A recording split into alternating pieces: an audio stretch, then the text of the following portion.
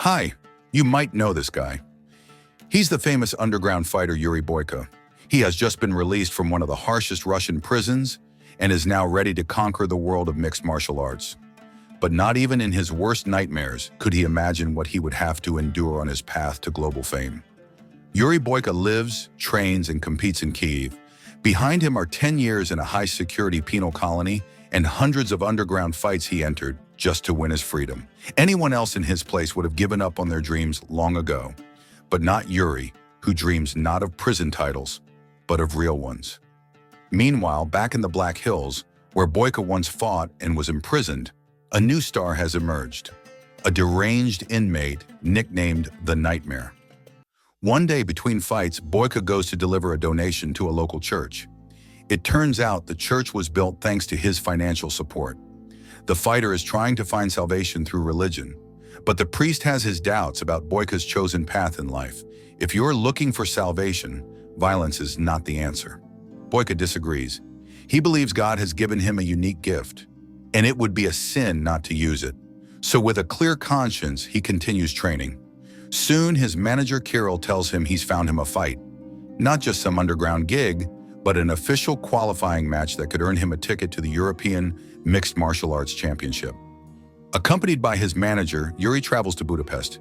He's determined to win, especially since scouts are sitting in the front row, picking the best athletes for future contracts. The fight begins. From the very first seconds, it's clear. Yuri's opponent is incredibly strong. Boyka barely dodges a flurry of quick strikes and comes close to losing a few times. But his opponent's persistence enrages Yuri so much that he goes all in. Landing powerful blows to the chest and head, the opponent loses his mouthguard and barely manages to stand. Boyka starts to celebrate, but the other fighter rises to his feet. That's when Yuri unleashes his full fury on him. Boyka wins triumphantly. After the fight, the scouts approach him, saying they haven't seen such an impressive performance in a long time. They invite Yuri to participate in a new tournament in 2 weeks. He immediately agrees. Later, he receives his winnings from Kirill. As he leaves the arena, Boyka sees his opponent being taken away on a stretcher. He's told the man is in critical condition and is being rushed to the ICU. Yuri is seriously shaken. He remembers the priest's words spoken just a few days earlier.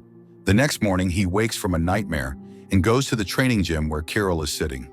Boyka starts asking what happened to his opponent from the night before. The manager doesn't see the point. Yuri won, that's what matters. But eventually he tells him the truth. Yuri can't believe it. He asks Kirill for the opponent's name. It turns out he was Victor, from the Russian town of Drovny. The manager advises him to forget it and move on. All fighters know the risk when they step into the ring, but Boyka won't hear it. Seeing a photo of Victor with his wife, he decides to go to Russia and try to make amends. He's not afraid of the fact that he's a fugitive, someone who escaped prison thanks to illegal fights. He orders his assistant to forge documents and makes it clear he won't take no for an answer. While Boyka makes his way across the border, a funeral is being held in the small town of Drovny. A shady man approaches Victor's widow.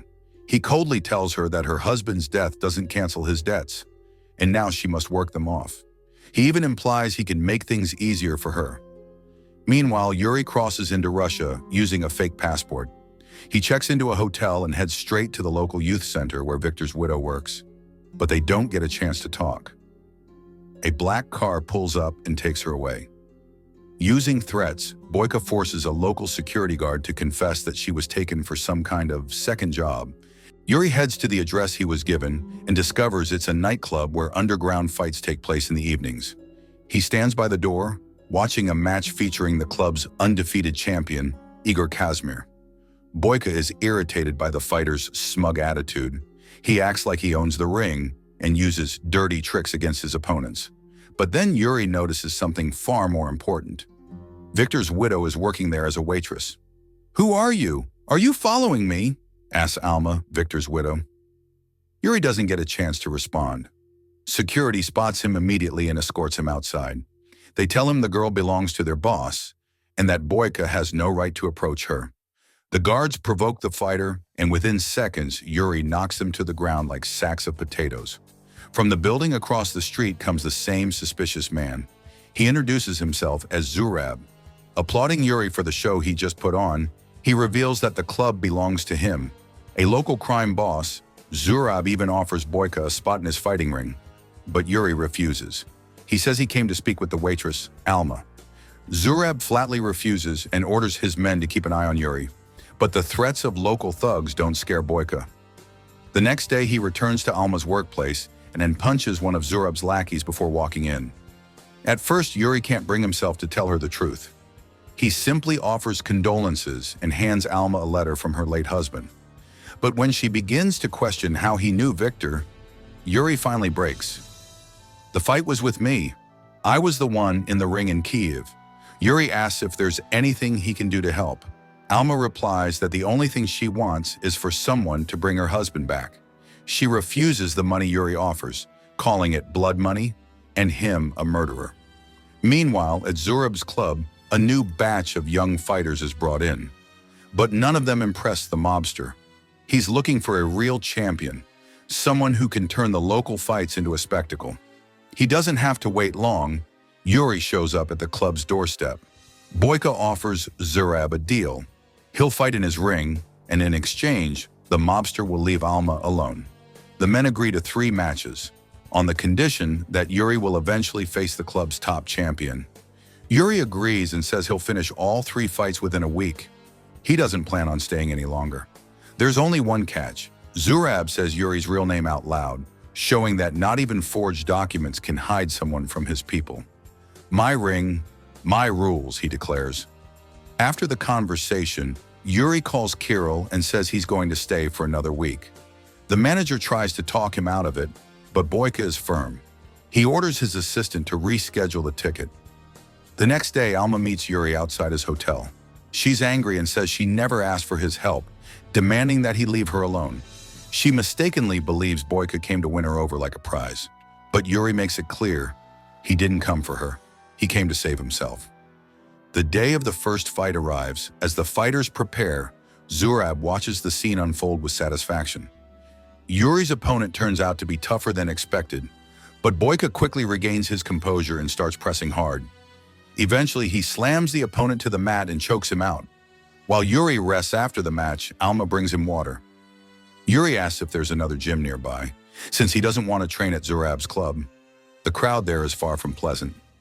Alma tells him he's welcome to train at the youth center where she works. The next day, Yuri heads to the youth center to train, the very place where Victor once prepared for his competitions. The time for the second fight comes. The announcer reveals that Yuri Boyka will face local celebrities, the Ozerov brothers. That's how Yuri learns, to his shock, that he's about to fight 2 men at once, something no one bothered to warn him about. "My ring, my rules!" Zurab's voice rings out once again.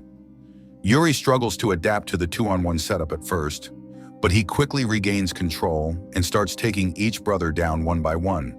However, the fight continues. Every time he handles one, the other immediately launches an attack. At one point, one of the brothers lands a brutal blow to Yuri's lower back, causing serious injury. He barely manages to go on, but catching a glimpse of Alma's face in the crowd, he makes one final push and knocks both opponents out cold. Yuri leaves the ring limping. The entire arena chants his name, and Victor's widow seems to be looking at him in a completely different way now. The next day, Zurab receives a visit from a police officer at his office. He demands the officer bring him Nightmare, the same killer from the Black Hills prison. At first, the cop refuses, saying that last time this kind of stunt almost cost him his career. But Zurab has an ace up his sleeve. He offers the lieutenant not only a generous bribe, but also Yuri Boyka, a fugitive wanted by the authorities. Yuri has no idea what's coming. After his second match, he goes straight back to training. During the session, Alma visits him. She brings him an herbal balm and offers to apply it to his back to ease the pain.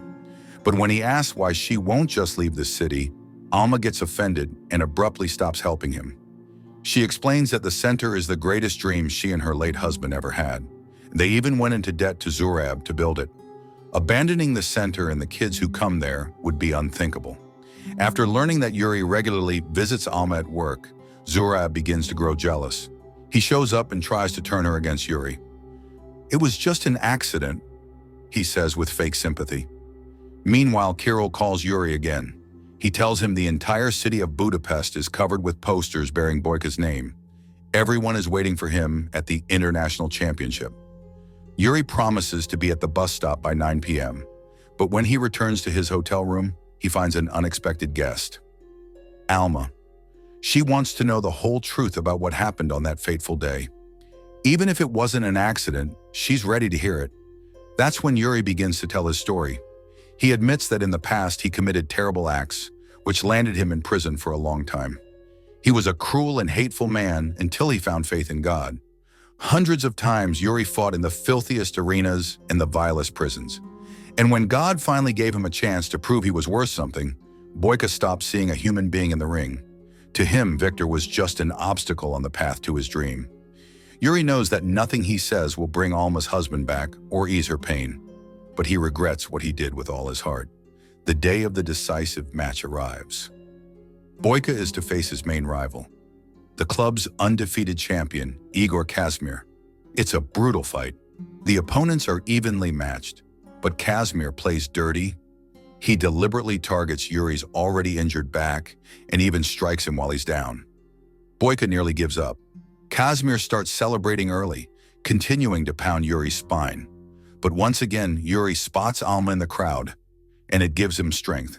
He rises to his feet, furious, and unleashes a devastating series of blows to Kazmir's weak spots. Kazmir becomes disoriented, and Yuri finishes him off with a powerful kick that sends him into a knockout. Victory! Boyka steps out of the ring, surrounded by cheering fans. He believes it's all over, and now he can finally head to Budapest for the championship of his dreams. But Zurab has other plans. Playing the fool, he says, "We agreed on 3 fights and a match with the champion. But Kazmir, he's not the champion, just a local clown." Yuri is furious at the deception, but he's given an ultimatum.